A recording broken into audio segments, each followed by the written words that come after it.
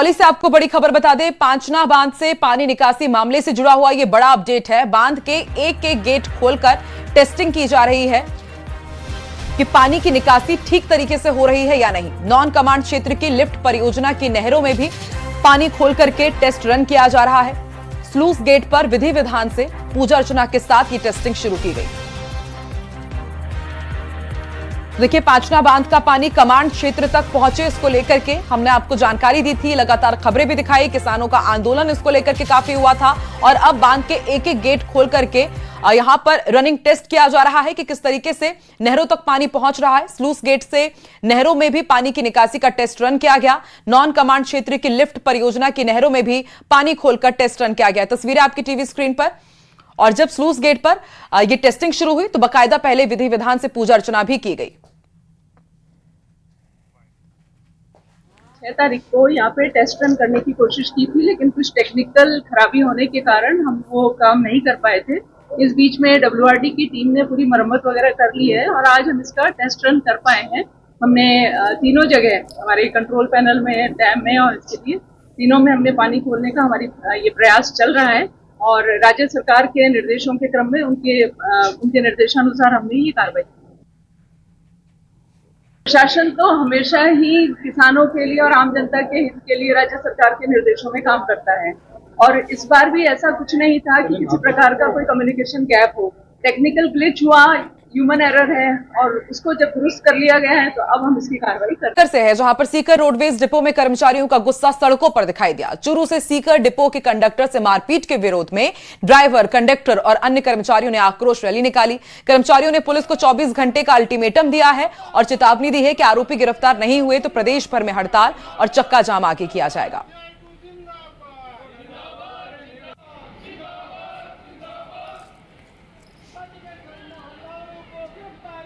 देखिए, उस मामले में चूरू प्रशासन ने कहा था, पुलिस प्रशासन ने, कि हमें 15 तारीख तक आप टाइम दीजिए। 15 तारीख को हम उनको गिरफ्तार कर लेंगे। जो भी हमलावर हैं उनके फुटेज हमारे पास हैं, सोशल मीडिया पे उनकी फोटो में वायरल हो रही हैं। तो प्रशासन ने हमें पूरा आश्वासन दिया था। DYSP साहब आके गए थे मौके पे, जांच जो SI साहब है उनके बाद जांच थी, वो भी आए थे धरने के अंदर, और उन्होंने कहा कि 15 तारीख तक का हमें समय दीजिए, उसके बाद में हम उनको गिरफ्तार नहीं किए तो आगे आप कार्रवाई कीजिए। तो 15 तारीख बीत जाने के बाद फिर वो दोबारा कल आए और उन्होंने कहा कि एक दिन का हमें समय और दीजिए, हम उनको गिरफ्तार कर लेंगे। आज दोपहर तक का उन्होंने समय मांगा था। और वहां के साथियों ने, चूरू के साथियों ने, जो हमारी स्टेट की कमेटी, उसने निर्णय किया कि आज वो साथी अनशन पे बैठे हैं, 5 साथी, और कल अगर आज वो गिरफ्तार कर लेते हैं तो अच्छी बात है। अगर वो गिरफ्तार नहीं कर रहे हैं तो हम शाम को बैठ के हमारे संगठन की और नई रणनीति बनाएंगे। नई रणनीति के तहत राजस्थान रोडवेज के चक्के जाम भी। नागौर से एक बड़ा अपडेट दे दे, कल डेगाना के दौरे पर रहेंगे सीएम भजनलाल शर्मा। तिलानेश में मुख्यमंत्री की रात्रि चौपाल का आयोजन होगा। आमजन से सीधे जनसंवाद करेंगे। स्थानीय समस्याओं और विकास कार्यों पर संवाद होगा। सीएम के दौरे को लेकर के प्रशासन पूरी तरह अलर्ट है और तैयारियां तेज है। जिला कलेक्टर समेत अधिकारियों ने निरीक्षण भी किया है। तो सीएम भजनलाल शर्मा इन दिनों अलग अलग गांवों में जा रहे हैं और इसी तरह से निरीक्षण करते हैं किस तरह से सरकार की योजनाएं अंतिम व्यक्ति तक पहुंच रही हैं या नहीं पहुंच रही हैं, कहां पर लापरवाही हो रही है, आम जनता किस तरह से परेशानियों में घिरी हुई है और उसका तुरंत ऑन द स्पॉट समाधान भी करते हैं सीएम भजनलाल शर्मा। और इसी सिलसिले में कल डेगाना पहुंचेंगे, आमजन से सीधे संवाद करेंगे, रात्रि चौपाल होगी और स्थानीय समस्याओं के साथ ही विकास कार्यों पर संवाद होगा। सीएम के इस दौरे से पहले प्रशासन पूरी तरह अलर्ट है, तैयारियां तेज कर दी गई है, निरीक्षण किया जा रहा है। जिला कलेक्टर भी पहुंचे हुए, उनके साथ ही तमाम प्रशासनिक अधिकारी भी। खबर जयपुर से है जहां तबादलों के बाद शिक्षा मंत्री मदन दिलावर एक्शन मोड में हैं। जयपुर के 3 सरकारी स्कूलों का औचक निरीक्षण कर उन्होंने व्यवस्थाओं की हकीकत पर की। स्कूलों में गंदगी, बिना अनुमति अनुपस्थित मिले शिक्षकों पर मंत्री ने नाराजगी जताई, सख्त कार्रवाई के निर्देश भी दिए। तो तस्वीरें आपकी टीवी स्क्रीन पर। नया सत्र शुरू होने के बाद स्कूल किस तरीके से काम कर रहे हैं और जो नई अब ट्रांसफर लिस्ट भी आई है शिक्षा विभागों की, टीचर्स समय पर पहुंच रहे हैं या नहीं, स्कूल में किस तरह की व्यवस्था है, स्कूलों के क्या हालात हैं, पढ़ाई कैसी हो रही है, मिड डे मील किस तरह का मिल रहा है और किस तरह की साफ सफाई है, उस सबका जायजा लेने के लिए 3 सरकारी स्कूलों का निरीक्षण करने के लिए मदन दिलावर पहुंचे। और इस दौरान उन्होंने कई जगह गंदगी देखी और ऐसे में अध्यापकों के साथ प्रबंधन को भी फटकार लगाई। औचक निरीक्षण करते हुए लापरवाही बर्दाश्त नहीं की जाएगी, ये सख्त मैसेज भी दिया।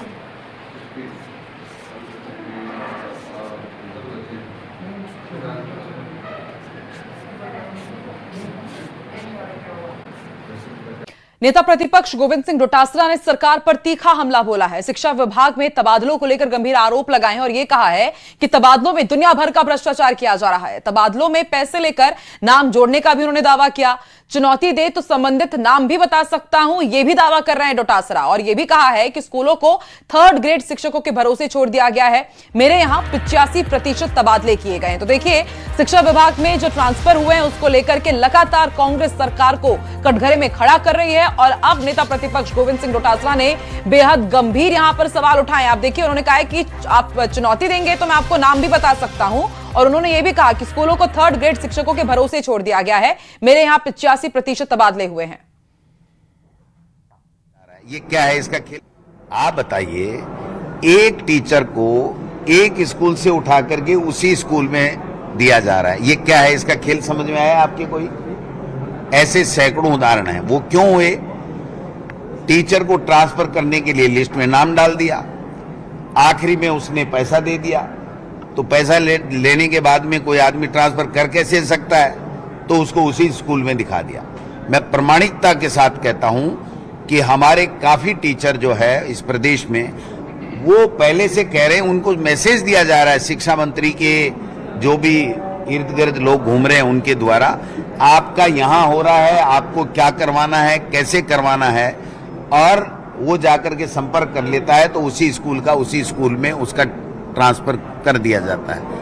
ये गारंटी सहित अगर कोई कहे तो मैं इसको प्रमाणित कर सकता हूं, अगर सरकार चैलेंज करे तो, कि जिस व्यक्ति का लिस्ट में नाम हुआ उसने पैसा दिया सिस्टम में, और पैसा देने के बाद में उसका उसी स्कूल में आगे नाम लिख दिया, क्योंकि उसका ट्रांसफर लिस्ट से नाम तो हट नहीं सकता। 1000, 2000, 5000 की लिस्ट बनने के बाद में उसमें से एक कड़ी निकालो तो बड़ी दिक्कत होती है। आखिरी समय में वो सारा का सारा सिस्टम बिखर जाता है। तो ये तरीका निकाला गया कि पैसा आ गया तो इसका ट्रांसफर रुक गया। और दुनिया भर का भ्रष्टाचार इस ट्रांसफर के अंदर हुआ है। ऐसी स्कूल में बता सकता हूं कि सीनियर की स्कूल है, 500 का नामांकन है, 3rd ग्रेड के टीचर के भरोसे छोड़ दिया गया। 5 7 व्याख्याता, प्रिंसिपल, वाइस प्रिंसिपल सब हटा दिए गए। 12 महीने से प्रिंसिपल का पदस्थापन नहीं हो रहा है। 12 महीने से वाइस प्रिंसिपल की पदोन्नति के बाद में उनका पदस्थापन नहीं हो रहा है। 8 महीने से व्याख्याताओं का पदस्थापन नहीं हो रहा है। 12 महीने बाद में हाई कोर्ट पूरी की पूरी डीपीसी को निरस्त कर रहा है। जिस डीपीसी को निरस्त किया है, इसका मतलब जो लेक्चरर से वाइस प्रिंसिपल या प्रिंसिपल बना, उस प्रिंसिपल का वो पदोन्नति समाप्त हो गई, उसको उस पदोन्नत किए गए स्थान के ऊपर ट्रांसफर किया जा रहा है। जो समसा में इंटरव्यू की पोस्टें हैं, उन इंटरव्यू की पोस्टों पे पैसा लेकर के सीधा लगाया जा रहा है। आज तक के इतिहास में नहीं हुआ, जब से समसा का गठन हुआ तब से नहीं हुआ। जयपुर से बड़ी खबर है। फर्जी डॉक्यूमेंट से प्लॉट बेचने वाले गिरोह को पकड़ा गया है। पुलिस ने इस गिरोह के 5 आरोपियों को गिरफ्तार किया है और इसमें 15,000 का इनामी मास्टरमाइंड मुनेश मीणा भी शामिल है। तो ये फर्जी दस्तावेजों से प्लॉट बेच देते थे और पुलिस ने इस गिरोह के 5 आरोपियों को गिरफ्तार किया है। बेहद शातिर ये तमाम आरोपी जो फर्जी डॉक्यूमेंट्स लगाते थे और फिर लोगों को प्लॉट बेच दिया करते थे। बीते कई दिनों से पुलिस को इनकी तलाश थी। 15,000 रुपए का इनामी मास्टरमाइंड मुनेश मीणा भी अरेस्ट कर लिया गया है। इसका नाम सामने आ रहा है, जिसपे 15,000 रुपए का इनाम भी घोषित किया गया था। मुनेश कुमार मीणा, उसके साथ 4 अन्य आरोपियों को गिरफ्तार किया गया है। इनकी जो तरीका वारदात थी, उसमें ये क्या करते थे, फर्जी मालिक बनकर फर्जी मुख्तियारनामा आम तैयार कर लेते थे और उस पावर ऑफ अटॉर्नी के बेसिस पर ये बेचारनामा तैयार किया करते थे, जहाँ पर जो मूल उसका पट्टे का धारक होता था, उसके जगह किसी दूसरे व्यक्ति को, जैसे कोई मान लीजिए अनीता नाम के व्यक्ति के नाम पे पट्टा है, उसके नाम पे कोई दूसरा व्यक्ति अनीता बन के खड़ा हो जाता है और वो रजिस्ट्री करवाता है।